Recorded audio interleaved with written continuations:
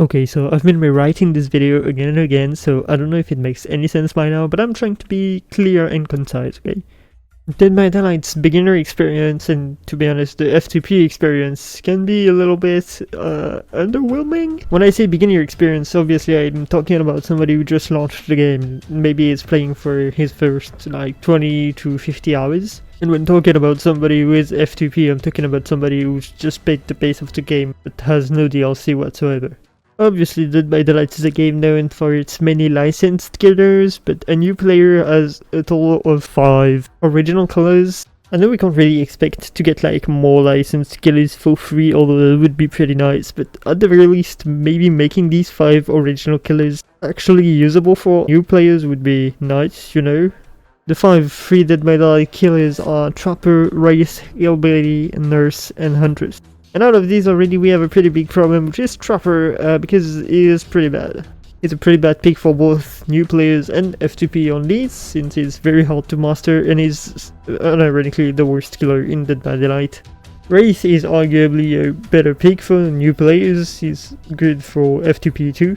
He's easy to pick up, is like B- tier on Otz's tier list. Hillbilly is literally the hardest killer in the game to master, so that is like the worst possible choice for a new player. Nurse is essentially here to pay the pay-to-win allegations by being the best killer in the game, available for free as soon as you launch. Kinda good, but at the same time it's pretty much impossible for a beginner to actually play Nurse, and even for long-time F2Ps, it's really hard to play. And finally, Huntress, I don't have that many problems with Huntress. I think she's an agreeable killer. She's the most played across all MMR, and I think that's for a reason. She's fairly strong and fairly easy to pick up. Obviously, the easiest way of fixing my problems with the initial roster of killers would be to rework some of them. However, I don't really want to see like neither a Hillbilly rework or a Nurse rework, because I don't want to fight against like 7 Blink Nurse or want to deal with overheat mechanic again, so we're kinda left with only Wraith and Trapper to be reworked, which I think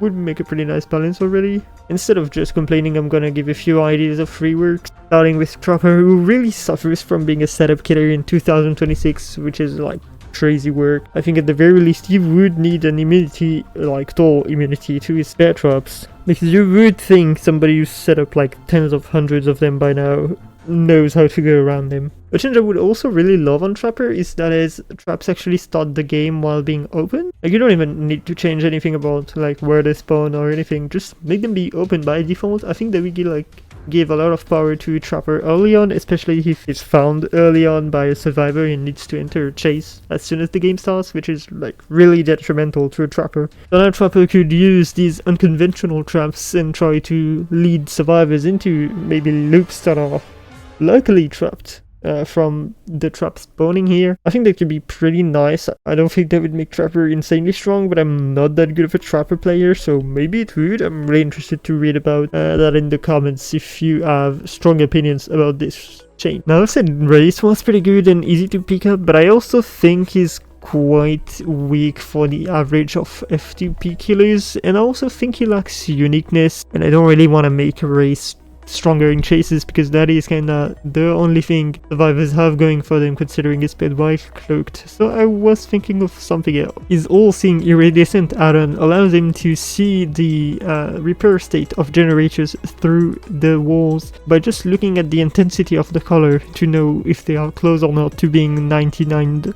I think it would be pretty nice to give this ability to Wraith as default, because it would kind of lead into his owl aesthetic that hasn't really come up that much. I really think the initial roster of killers is quite bad, because essentially for a newcomer you can't play Hillbilly, you can't play Nurse. Trapper is a really bad killer. If you're not good on aiming, you cannot play Huntress, so that leaves you with essentially Wraith. Or like, if you're lucky and come from a FPS background, you could play Huntress. But like, also, why would you play Wraith if you can play Huntress? Like, that makes no sense. So I think this killer selection needs a lot of rework to be actually good and to be engaging to a new player in Dead by Daylight. Now, at that point, if anybody's watched this video, somebody in the comments would have pointed out that it doesn't matter anyway that the initial roster is ass, because you can just buy new killers with iridescent shards, which I have problems with that too. Yeah, sorry. Like, it's no secret that Dead by Daylight is a money-hungry game, because like, if you had to buy every DLC in the game, it probably costs like 200 to 300 bucks or something. But I think even grinding for it is still pretty bad. The grinding Dead by Daylight to obtain a new killer can take a lot of time. Like, it makes me think of those people who tell you like One Piece gets peak after 500 episodes, and so you grind Dead by Daylight for 500 hours and then you just die for 500 hours, but then you finally have the killers you want. It takes a long time for Dead by Daylight to give you a lot of resources to actually enjoy the game, whereas actually One Piece gets good early on, so I don't know what these guys are even about. But DLCs in this game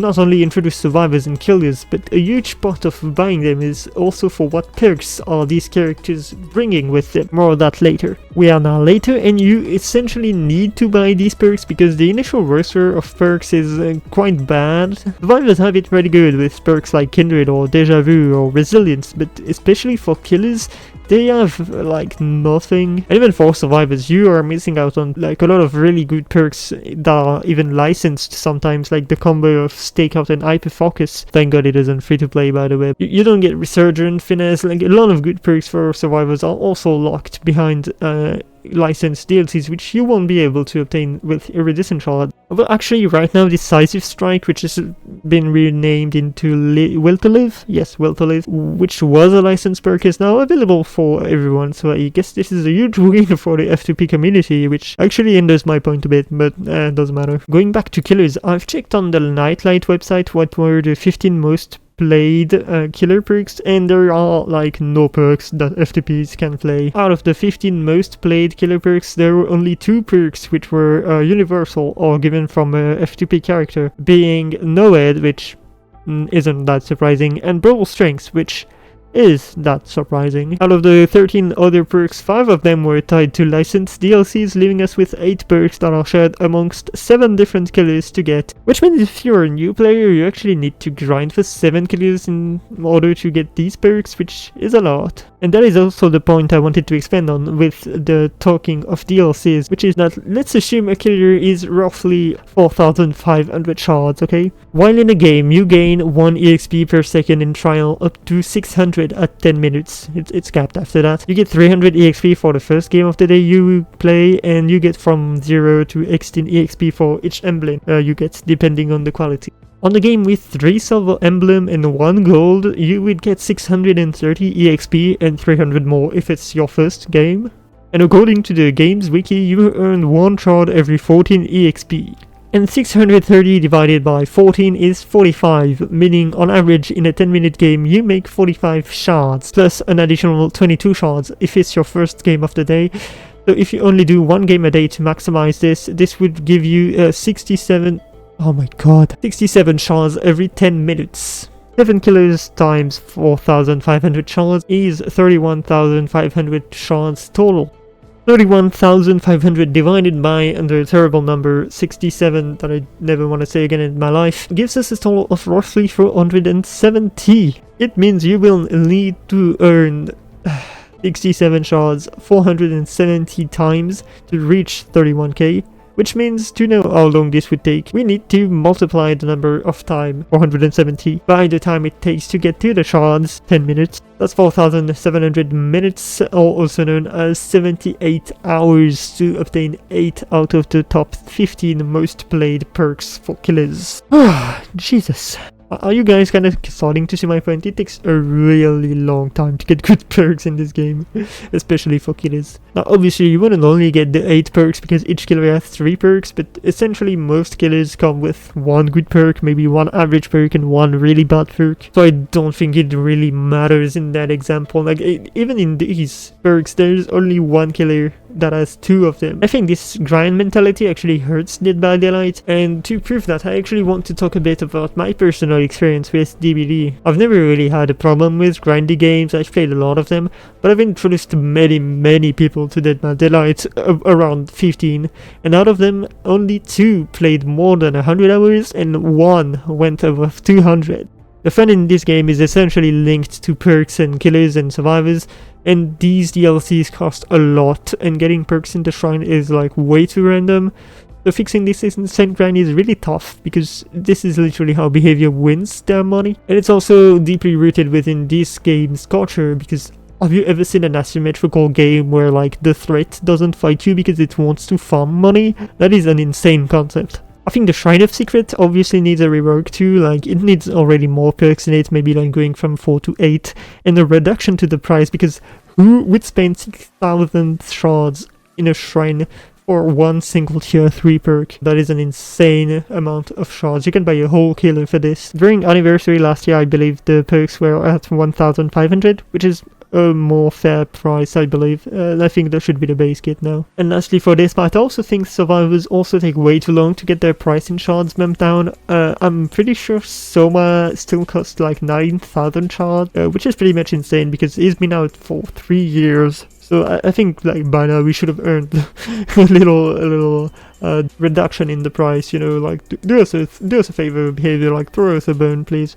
I'm tired of just essentially never buying new characters with shards except when it's anniversary. I'm literally waiting the entire year to be able to buy characters because I know anniversary is gonna get my back. Okay, we're nearing the end. I just want to talk a bit more about something that behavior has been trying to fix over this past year, which is the learning curve. It's no secret that DBD is an extremely old game, and with this old game comes a lot of things to learn, which DBD actually released patch not that long ago where they changed the description of every perk to help and clarify what they do. And I really like this initiative, but there are still a lot of perks that were kinda like more understandable before. For example, exhaustion perks now do not mention the inability to use the perk while exhausted, which I think is kinda silly. I think this is going in the right direction, but I think it should have a bit more quality control. Also, I know it's tough to keep a game running forever, but I've seen many people point out how similar some perks are, and now I literally cannot unsee them. I believe it was another YouTuber that was talking about road life being basically botany knowledge, but that needs you to hit a skill check and be injured, which, yeah, thanks. But also extra sensory perception is still sight, but you can actually move around, which is like, why would you ever play still sight after this perk just dropped? That makes no sense. It's also linked to a feeling I often have in matches, is that I have no idea what perks are even at play when paying close attention to the game. I believe being able to see your teammates' perks as survivors would obviously help a lot, but killers would probably need to get like a nasty buff in return to like kinda avoid them being stomped every game by fully coordinated teams. I think, for example, hook timers could have been reduced a little, because like for now survivors can just sit on the hook for so long it's actually not even punishing to be hooked anymore. Hey, future IPM here. Actually, I'm pretty sure by the time I'm recording this today, the PTV just dropped where they've actually added this feature, but it's only available to survivors while in-game and not in the lobby, which I think is a really good way of implementing this. I think this is a long overdue need for the survivor side, but I'm a bit sad that there hasn't been any changes to killers in general to kinda counterbalance this. Okay, and finally, this isn't really like a big part of my initial video, but I just wanted to complain a bit because the game modes in Dead by Daylight, if I can call them that, are kinda finicky. Like already the tutorial of Dead by Daylight is extremely bare bones and teaches you about like Trapper, and that's about it. I think it would be pretty good to even have like little cards that tell you how to loop an M1 killer or M2 killer. And finally, a while ago, DBD added bots to the game, and not that long ago I had a week-long internet crash, and I was like, great, I'm gonna fire up some custom games and get some b-roll for my videos against bots, but I could not. I don't see why DBD couldn't just have an offline game mode like a versus AI. I think way more people would like this than one might initially think. This video is finally over, and I know it sounds like I just want engagement, but I genuinely love reading opinions people have, and I spent way too long just reading every single discussion on the Steam forums or on Reddit to be faking this. So please tell me if you have even a shred of a difference of opinion about anything I said in the video or I will say in future videos. For now, Emergent me gone.